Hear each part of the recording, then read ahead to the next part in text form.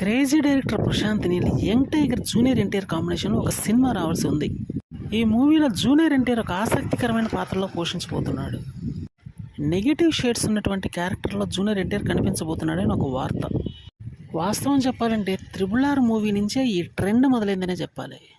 Junior NTR హీరోకి మించి మరి విలన్ క్యారెక్టర్స్ అయితే బాగా పోషిస్తాడని ఒక నానుడి. ఇప్పుడు ఆల్రెడీ వార్ మూవీలో కూడా విలన్ క్యారెక్టర్ చేయబోతున్నాడని తెలుస్తుంది. నెక్స్ట్ రాబోతున్నటువంటి ప్రశాంత్ నీల్ మూవీలో కూడా సేమ్ ఇదే రిపీట్ కాబోతుంది. జూనియర్ ఎన్టీఆర్ యొక్క బాడీ లాంగ్వేజ్ అయితే విలన్కి పర్ఫెక్ట్గా సెట్ అవుతుందని మాత్రం తెలిసిందే. ఈ సినిమా కూడా కంప్లీట్ అయితే 4 సినిమాల్లో మ్యాక్సిమం విలన్ క్యారెక్టర్స్ అంటే అటు హీరోగా నటిస్తూనే విలన్గా కూడా నటించబోతున్నాడని తెలుస్తుంది.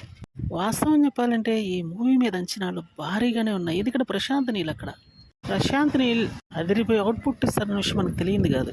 ఈ మ్యాజిక్ అయితే మరోసారి రిపీట్ కాబోతుంది. KGF 1 and 2 పార్ట్స్తో ఒక్కసారిగా బిగ్ డైరెక్టర్ అయిపోయినటువంటి ప్రశాంత్ నీల్ సలార్ మూవీతో ఒక మెట్టు ఎదిగాడనే చెప్పాలి. ఇక రెండవ పార్ట్ వస్తే ఇంకా స్టేజ్ అద్భుతంగా పెరుగుతుంది.